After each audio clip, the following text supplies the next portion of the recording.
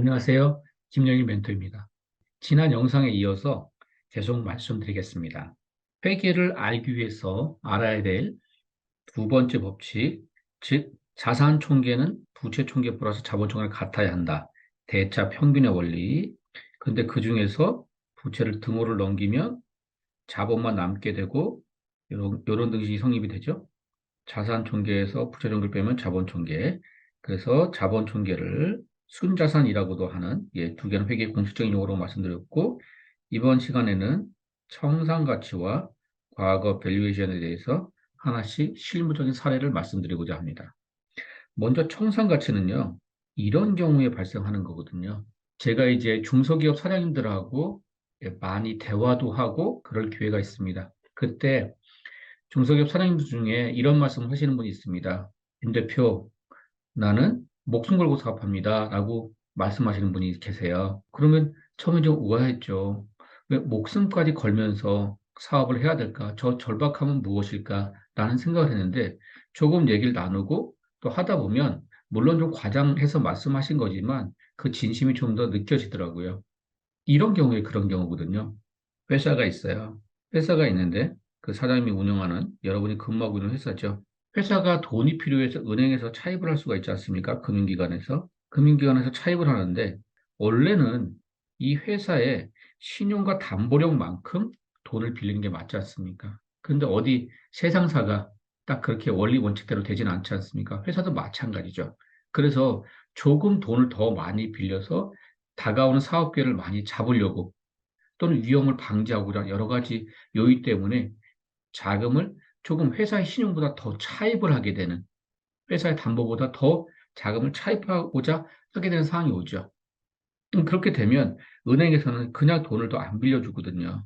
그럴 때는 회사의 실권자, 즉 회사의 대주주, 그렇죠? 그 대주주한테, 그러니까 일반적인 전문 경영인은 회사에 대해서 추가로 회사가 돈을 불리는 것에 책임을 지기가 어렵습니다. 그래서 은행에서는 회사의 대주주, 그 대주주 이꼬르 뭐 대표이사일 경우가 많죠. 그래서 그 사람에게 추가로 회사가 은행에서 돈을 빌리는 것에 대해서 보증을 쓸 것을 요구를 해요. 그것이 연대보증입니다. 지금 무슨 얘기죠? 회사가 은행에서 빌린 돈을 못 갚으면 누가 갚아야 된다는 얘기죠? 그 개인이 갚아야 되는 거죠. 즉, 주식회사의 기본적인 개념인 그 주주가 자기 자본금만의 책임을 지는 그 범위를 실무에서 넘어서고 있는 거죠. 어떤 것 때문에? 빚에 대해서, 차입에 대해서 연대보증을 쓰기 때문에 그런 거죠. 그렇습니다. 즉, 법인의 유아 책임을 넘어지는 상황이 발생하기 때문에 목숨 걸고 사업한다는 얘기가 거기서 논리가 성립이 되는 겁니다. 자, 그런데 은행에서는 나는 그냥 연대보증 쓸게요 라고 해서 말로만 하면 되는 게 아니라 은행에서 추가로 뭘 얘기하냐면 이 대주주, 실질적인 실권자, 오너가 갖고 있는 여기에 대해서 자기의 아파트 또는 상가 또는 무슨 기타 뭐 예금, 하여튼 어떤 것들에 대해서 근저당을 설정하게 되죠. 즉, 담보를 설정하게 되죠. 그래서 법인이 돈을 못 갚으면 그 개인은 연대에서 책임을 지는 게 연대보증인데요. 그래서 그 사장님들은 이렇게 해서 법인에 대해서, 법인의 부채에 대해서 무한 책임을 지게 되는, 이게 실무에서, 그러니까 원칙은 유한 책임인데 실제에서는 무한 책임을 지는 경우가 종종 있다는 얘기죠. 그때 사장님들은 그런 얘기를 합니다. 본인이 사업을 하다가 본인이 능력이 부족해서 본인이 뭐가 부족해서 그렇게 해서 회사가 부도가 나서 내가 신용불량자 되는 건 오케이, 뭐 어쩔 수 없다고 칩시다. 그런데 내 배우자는, 내 자녀들은 어떡합니까? 라는 생각이 머릿속에 드는 거죠. 그렇죠. 대부분의 중소기업을 운영하는 또는 기업체를 운영하는 특히 그 배우자분들이나 그 자녀분들은 분들은 그러거든요. 굉장히 유복한 가정에서 자라날 확률이 되게 많거든요. 아버지의 어떤 경제적 도움 속에서. 그렇죠. 그렇다면 그 아버지는, 남편은 그 자식과 배우자에 대해서 굉장히 애틋한 마음을 갖고 있다면 굉장히 그 가족들이 그때 독립적으로 경제적 영위를 하기가 어려울 수 있다고 그렇게 애틋한 마음을 갖게 되거든요. 그렇죠. 그렇게 되면 어떻게 됩니까? 굉장히 심적 부담을 많이 느끼게 되죠. 근데 그런 상황에서 회사가 우리가 최근에 겪고 있었던 것처럼 코로나라는 거의 뭐 재앙적인 수준의 그런 상황이 발생하거나 또는 그렇지 않더라도 우리 회사만의 어떤 사회 때는 매출이 급감하는 상황이 발생한단 말이죠. 그렇게 되면 어떡하죠? 회사의 사장님들은 밤잠을 설치게 되는 거죠. 잠을 잘지 못하죠. 그리고 그 다음날 아침에 눈이 충혈된 상태에서 출근해서 결국 누굴 찾게 될까요? 바로 여러분들입니다. 즉 회사의 회계 팀장이죠. 회계 책임자죠. 회계 CFO죠. 그 사람들 상의하게 되죠.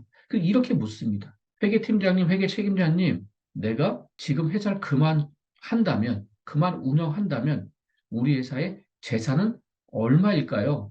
얼마야? 라고 묻게 되겠죠. 그때 획이 나눠지는 거죠. 즉 아마추어 팀장과 프로의 팀장이 나눠지는 거죠. 아마추어 팀장은 이렇게 얘기하겠죠. 예? 사장님 회사를 그만둔다고요? 그러면서 머릿속에는 자기 실업급여 받을 게 이제 생각나겠죠. 난 어디로 이직해야 되나? 그러면서 회사의 재산 상태 제가 모르죠. 너무 당황스럽네요. 이렇게 되는 거죠. 그럼 그 사장님은 어떻게 생각할까요? 아, 내가 그냥 이 친구 그냥 세무법이나 일괄에 다 맡길 걸. 그냥 뭐하러 그냥 이 직원을 이렇게 뽑아놔서 인건비 나가고 이랬을까? 그래, 너는 그냥 내 직원이지. 내가 너한테 얘기했던 게 입이 아프다. 됐다. 가서 일 봐라. 너는 내가 되면, 내가 좀 잘 되거나 되면 너는 정리할 대상이야. 다시 한번 느꼈네? 라고 하겠죠. 그런데 프로의 팀장은 이렇게 얘기했죠.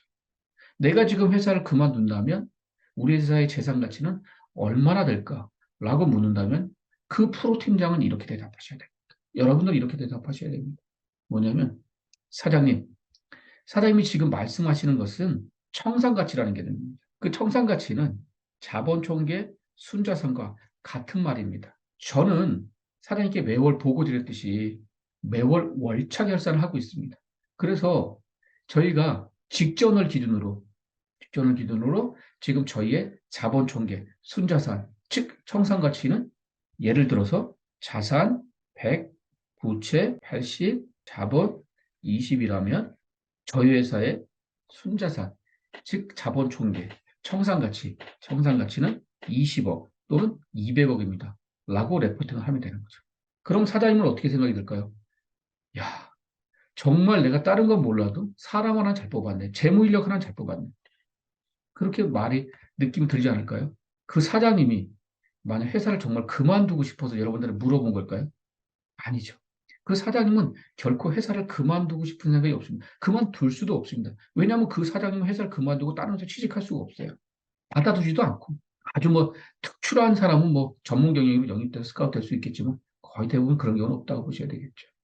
여러분한테 안심받고 싶었던 거죠. 위안받고 싶었던 거죠. 뭐로요? 논리적이고 합리적인 숫자로. 그래서 여러분들은 그렇게 답변하셔야 되는 겁니다. 그때 나오는 개념이 바로 청산가치인 거죠. 그래서 이렇게 아마추어 팀장과 프로의 팀장은 선이 명확히 갈립니다. 그렇죠? 그렇게 되면 아마 그렇게 후자에 답변한 여러분이라면 그 사장님은 아마 여러분들을 더 이상 직원으로 생각하지 않을 겁니다. 아마 파트너로 생각하게 될 거고 앞으로 회사가 잘 되면 회사가 성장하면 당연히 성장되겠죠. 그렇게 고민한 사장님이니까 여러분들은 분명히 재경팀장, CFO에서 그 사장님하고 굉장히 오랜 기간 좋은 대우와 신뢰를 받으면서 그렇게 생활하게 될 겁니다. 그건 거의 제가 확신합니다. 그래서 제가 또다시 말씀드리는 게 월차 결산, 예, 그렇게 중요하다고 말씀드리는 거죠. 매월 정확하게 우리 회사의 손익과 재산 사실을 예, 파악하고 나가는 거죠. 그렇게 파악하고 나간다면 추후에는 그렇게 파악했다면 그렇게 위험한 상황을 미리 제어할 수도 있는 거죠. 이렇게 좀 오늘은 그래서 이번 영상에서는 제가 청산 가치에 대해서 말씀드렸고요. 다음 영상에서는 과거 밸류에이션에 대해서 다시 한번 또 말씀드리겠습니다. 이번 영상 여기서 마치겠습니다. 수고하셨습니다.